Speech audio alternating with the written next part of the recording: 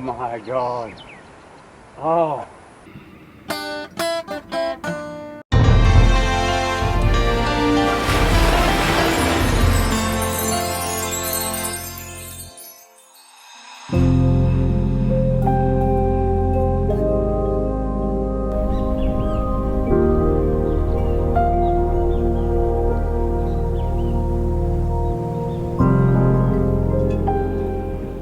And it's delightful come morning hours. I slept last night like a log after having a few anchor beers. I anchored out a little bit. When I came in and it was pretty dark, so I anchored over there and had a little bit of swell, but I didn't care. That was nothing compared to what I've been used to for the last God knows how long. I'm now anchored by a very nice piece of jungle. There's birds singing away, a couple of pterodactyls I think they are up there. There's a few birds visited the deck. It's lovely, but it's very shallow and I've only got a few meters of chain out. Kind of very close to everything, including some of these guys. That's because this is just temporary. I'm waiting. I had a bit of confusion with communications with the shore. The people in the marina wanted me to come ashore and have a look at the berth they'd got me, saying something about it being a tight fit. The only problem was my engine was broken. The dinghy was on the deck, the cord broke on the engine, and the gear shift was stuck. After further communication problems in that I had a hard time telling them that my dinghy wasn't working and I couldn't get ashore, they eventually came to get me in a skiff. Took me in, and down this avenue of boats at the bottom was a very small berth. So it was kind of good that they thought that I should come and have a look at it before I went in.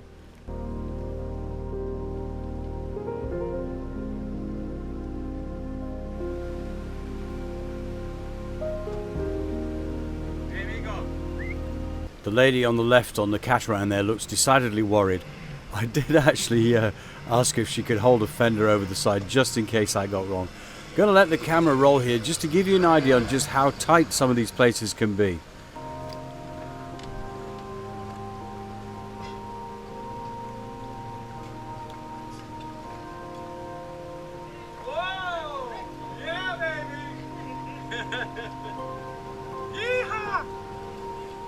That was me whooping with delight. It's that feeling that you've actually pulled off something a little bit special. Got in without banging the boat. Feet on the ground in Panama. I was going to check in here, my first check-in point in Central America. The boat stopped. I'm feeling happy. And then it was time to go and explore. I thought I'd take myself on a chicken bus into town. These ex-school buses from America make great buses. This one had Jesus on the side, so I figured I'd be safe. It's kind of a hit and miss thing on what you do when you get on board. I fell over at this point. Luckily this lady's breasts broke my fall. She wasn't too happy about that, but I got myself settled in and then just hung on for the ride.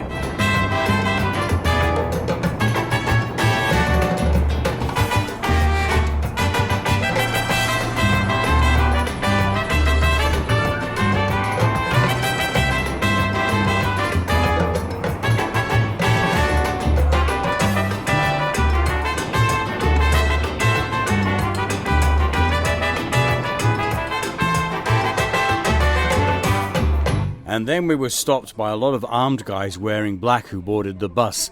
They took away one woman who was probably a criminal or something. She looks a bit like that. And then I put the camera down because I didn't want to intimidate anybody, especially this guy. Then we continued.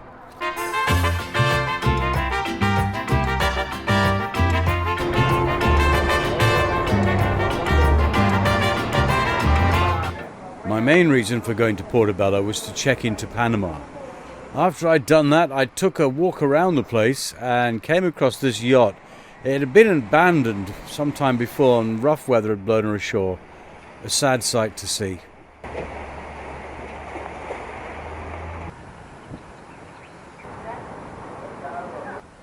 I've always been interested in marine archaeology and stuff like that. And here I am inside a Spanish fort. It was built around the 1700s. I don't know if I should go down there, it's very dark. But yeah, and it's just like people just left and walked away. There are cannons lying in the grass. There's another one here, look. I mean, they're complete. But you can't see the maker's name, which is usually by the touch hole, which is somewhere up here, I think. Oh my God. I've realised I've seen a picture of this place. I wanted to come here. Oh, whoa. Look at this. No, not the sleeping dog.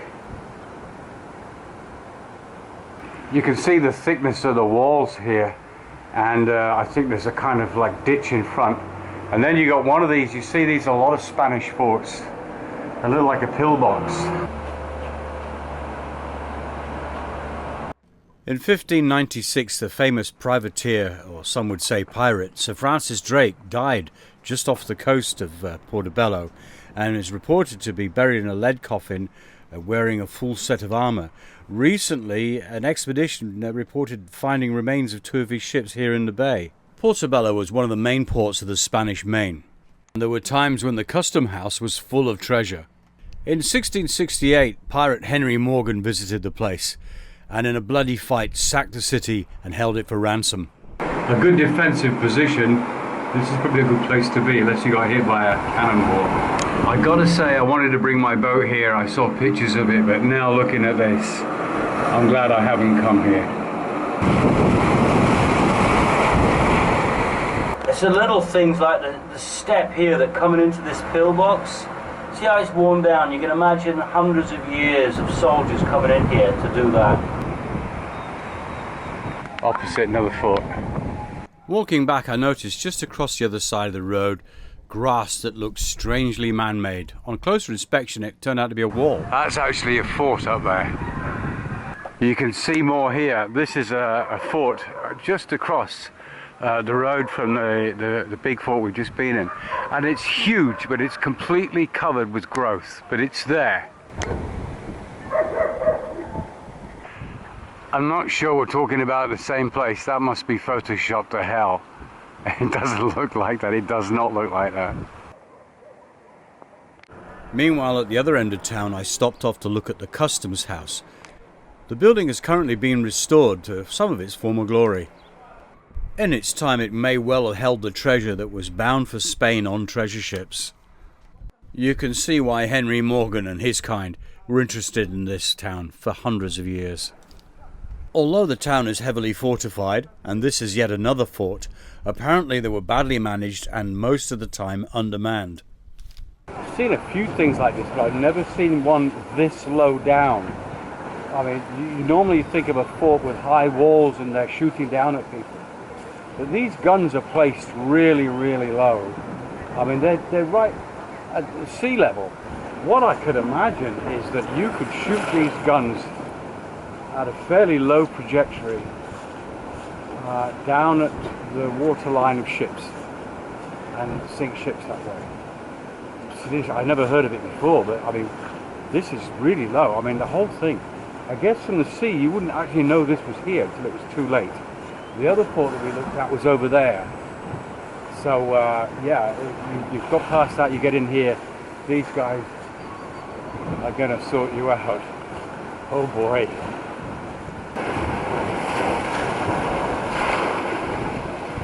You can see through there remains of yet another yacht. There's dead boats everywhere here. Yachts that were left and the owners never came back.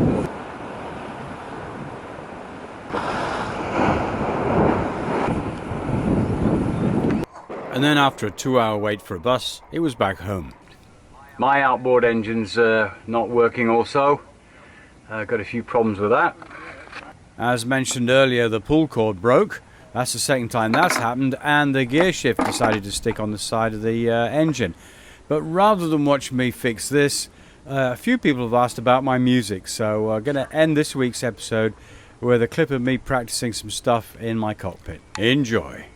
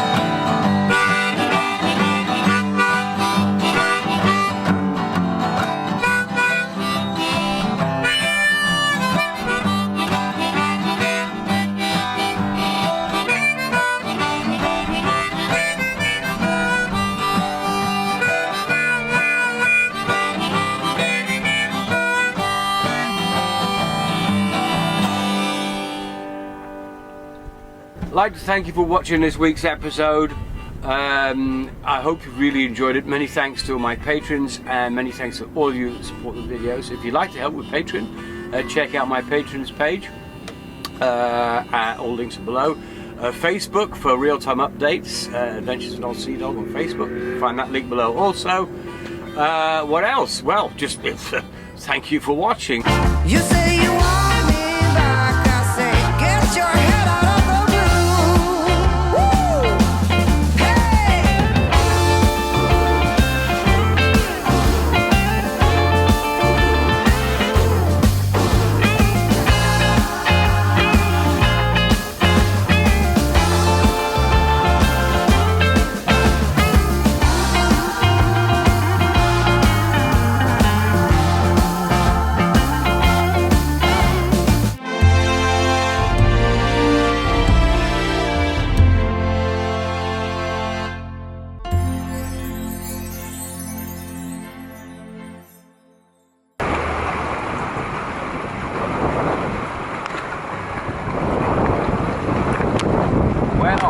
Hey! No bueno, mira,